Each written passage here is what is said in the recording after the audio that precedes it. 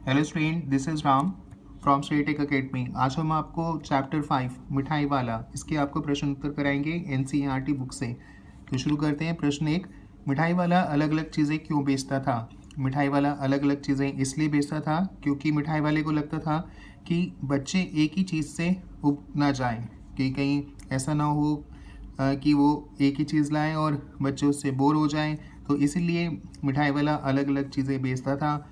बच्चों में उत्सुकता बनाए रखने के लिए महीनों बाद आता था और काफ़ी समय के बाद महीनों बाद वो आता था ताकि बच्चे उसका इंतज़ार करें, उत्सुक रहें और साथ ही चीज़ें ना मिलने से बच्चे रोएं। ऐसा मिठाई वाला नहीं चाहता था और ये भी नहीं चाहता था कि उन्हें बच्चों को चीज़ें ना मिलें और बच्चे रोने लग जाएं। तो इसका उत्तर बहुत ही सरल है, इसी तरह से आपको लिखना है। अगर पूछा जाता है एग्ज़ाम में तो आपको अच्छे नंबर मिल जाएंगे। अब आते हैं प्रश्न 2 पे। मिठाई वाले में वे कौन कौन से गुण हैं जिनकी वजह से बच्चे तो बच्चे बड़े भी उसकी ओर खींचे चले आते थे?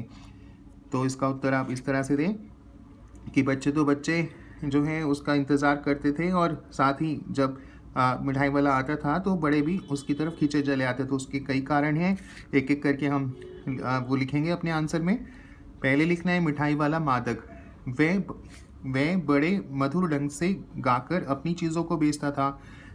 उसके बाद आप ये लिखें, वह कम लाभ में बच्चों को खिलौने तथा मिठाइयाँ देता था। वो गाना गाकर, मधुर गाना गाकर अपनी चीज़ें बेचता था। कम प्रॉफिट जो है वो कम रखता था, कम लाभ रखता था और अपने खिलौने और मिठाइयाँ बच्चों को दे देता था। उसके हृदय में बच्चों के लिए स्नेह था। वह बच्चों से बहुत प्यार करता था और वो कभी गुस्सा नहीं होता था। जब मिठाई वाला आता था तो बच्चे झुंड बनाकर घेर लेते थे और इसके बावजूद भी उसे कभी गुस्सा नहीं आता था क्योंकि वो बच्चों से प्यार करता था, बच्चों के लिए स्नेह था और वह कभी गुस्सा नहीं करता था। हर बार नई नई चीज़ें लाता था और इन्हीं कारणों की वजह से बच्चे तो बच्चे बड़े भी जो है वो खींचे चले आते थे। इसका उत्तर इस तरह से देना है। अब आते हैं नेक्स्ट प्रश्न पे। विजय बाबू एक ग्राहक थे और मुरली वाला विक्रेता। दोनों अपने अपने पक्ष के समर्थन में तर्क पेश करते हैं। तो अपने अपने समर्थन में तर्क क्या पेश करते हैं वो आपको लिखना है। तो पहले विजय बाबू के बारे में आप लिख लें। विजय बाबू का तर्क क्या था? वो कहते थे कि तुम लोगों को झूठ बोलने की आदत होती है, सबको एक ही भाव से सामान बेचते हो, सबको एक ही प्राइस जो है वो लगाते हो, एक ही भाव से सामान बेच देते हो। ग्राहक को अधिक दाम बताकर उल्टा ग्राहक पर ही एहसान जताने का बोझ ला देते हो। तो विजय बाबू का ये तर्क है।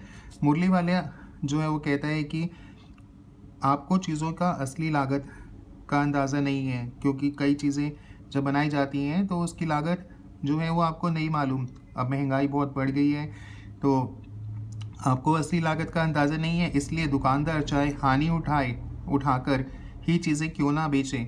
कई बार क्या होता है, दुकानदार को हानि भी हो जाती है, लागत ज़्यादा लगी होती है पर चीज़ें बिकती नहीं है तो उसकी चीज़ें ख़राब हो जाती है, तो उसको हानि भी हो जाती है। तो हानि उठाकर भी उसे बेचना पड़ता है अपना सामान। तो हानि उठाकर भी क्यों ना बेचे, पर ग्राहक को तो हमेशा यही लगता है कि वह उन्हें लूट रहे हैं। ग्राहक को हमेशा यही लगेगा कि मैंने लूट रहे, क्योंकि ग्राहक को दुकानदार पर विश्वास नहीं होता है। तो इस तरह से ये तर्क जो है मुरली वाला और विजय बाबू के हैं। और इसके बाद एक लाइन और है, वो इस तरह से लिखना है कि मुरली वाला कहता है कि असली दाम 2 पैसा ही है, मैंने पूरी 1000 बनवाई थी। और अब आते हैं अगले प्रश्न पे। प्रश्न 4, खिलौने वाले के आने पर बच्चों की क्या प्रतिक्रियाएं होती थी? खिलौने वाला जब आता था तो बच्चे जो है वो उनकी प्रतिक्रिया क्या होती थी? तो इस तरह से इसका उत्तर लिखना है। खिलौने वाले के आने पर बच्चे खिलौने देखकर पुलकित हो उठते थे। पुलकित का होता है खुशी। खिलौने वाले के आते ही हर बच्चा जो है वो खिलौने वाले को देखकर खुशी हो जाता है। तो ऐसे ही खिलौने वाले के आने पर बच्चे जो हैं वो बहुत खुश हो जाते थे। बच्चों का झुंड खिलौने वालों को चारों तरफ से घेर लेता था और चारों तरफ बच्चे ही बच्चे खिलौने वाले के पास आ जाते थे और उसे घेर लेते थे। वे पैसे लेकर खिलौनों का मोल भाव करने लगते थे। अब पैसे देते थे और पूछते थे कि ये खिलौना कितने का है और ये वाला कितने का है। और खिलौने पाकर जब उन्हें खिलौने मिल जाते थे तो बच्चे खुशी से उछलने कूदने लगते थे और बच्चों को बहुत ही खुशी होती थी। तो इसका उत्तर इस तरह से है।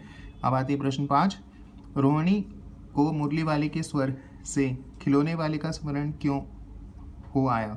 इसका उत्तर इस तरह से है, मुरली वाला भी खिलौने वाले की तरह ही गा गा कर खिलौने बेच रहा था। जैसे खिलौने वाला मधुर स्वर में गाकर अपने खिलौने बेचा करता था, तो ऐसे ही मुरली वाला भी खिलौने वाले की तरह गाकर खिलौने बेच रहा था। रोनी को खिलौने वाले का स्वर, जो उसकी रोनी को जब उन्होंने मुरली वाले की आवाज़ सुनी तो उसका स्वर जाना पहचाना सा लगा। और जैसे ही हम किसी की आवाज़ सुनते हैं और वो किसी से मिलती जुलती होती है, तो हमें जिस से मिलती है तो उसका याद आ जाता है, उसकी याद आ जाती है। तो यही कारण था और इसीलिए उसे खिलौने वाले का स्मरण हो गया, इसलिए उसे खिलौने वाले की याद आ गई। और ये उत्तर आप इसी तरह से आपको उत्तर लिखना है, इसमें आपको फुल मार्क्स मिल जाएंगे। अब आते हैं नेक्स्ट क्वेश्चन पे। प्रश्न 6, किसकी बात सुनकर मिठाई वाला भावुक हो गया था? उसने इन व्यवसायों को अपनाने का क्या कारण बताया? तो स्टूडेंट्स, ये अभी मैं आज आपको नहीं कराऊंगा, नेक्स्ट क्लास में कराऊंगा। अगर आप आगे करना चाहते हैं तो वीडियो को लाइक करें, अगर आपको समझ आ रहा है जो हम पढ़ा रहे हैं। चैनल को भी सब्सक्राइब करें, बेल आइकन को भी हिट करें, अपने फ्रेंड्स को भी शेयर करें। Bye students and have a good day.